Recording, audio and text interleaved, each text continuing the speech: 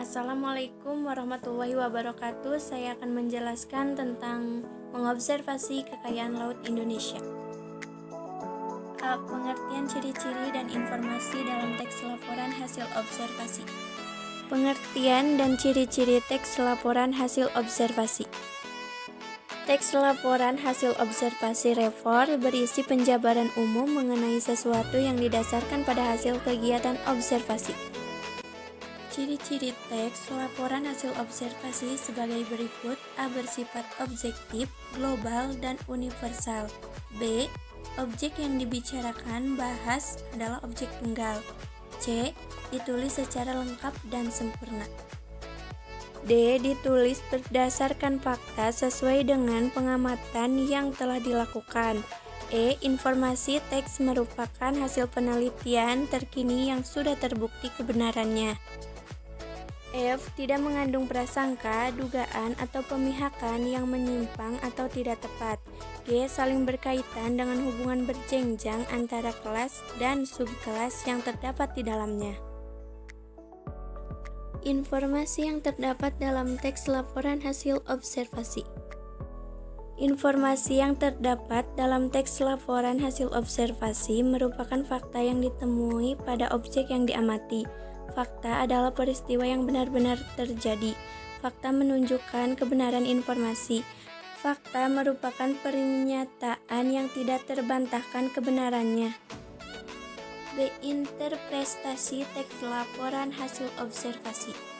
Langkah-langkah meringkas teks laporan hasil observasi. 1. Memahami isi teks. 2. Menemukan pokok-pokok informasi dalam teks laporan hasil observasi. 3. Mengembangkan pokok-pokok informasi ke dalam paragraf. Simpulan teks hasil laporan observasi. Simpulan adalah rumusan akhir tentang sesuatu. Dalam hal ini adalah teks simpulan disusun berdasarkan pemahaman atau penalaran kita terhadap keseluruh isi teks tersebut. C. Struktur dan kaidah kebahasaan teks laporan hasil observasi. Struktur teks laporan hasil observasi terbagi menjadi 3 bagian. 1. Struktur pernyataan umum. 2. Struktur deskripsi bagian. 3. Struktur deskripsi manfaat. Kaidah kebahasaan teks laporan hasil observasi. A. Menentukan topik masalah yang akan diamati atau diteliti. B. Merencanakan cara menyelesaikan masalah. C. Melakukan pengamatan sesuai dengan masalah yang ditentukan.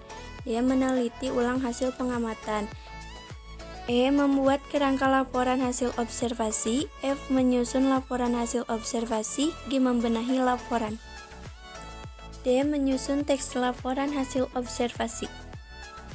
Gagasan pokok dan gagasan penjelasan dalam menyusun teks laporan hasil observasi. Sebuah tulisan atau teks terdiri atas gagasan pokok dan gagasan-gagasan penjelas.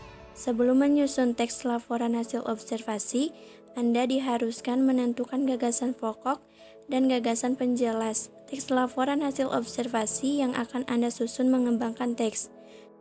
Dimulai dengan menuliskan gagasan-gagasan pokok terlebih dahulu. Setiap gagasan pokok dikembangkan menjadi satu paragraf. Sekian yang dapat saya sampaikan. Mohon maaf bila ada kekurangan dan kesalahan. Terima kasih. Wassalamualaikum warahmatullahi wabarakatuh.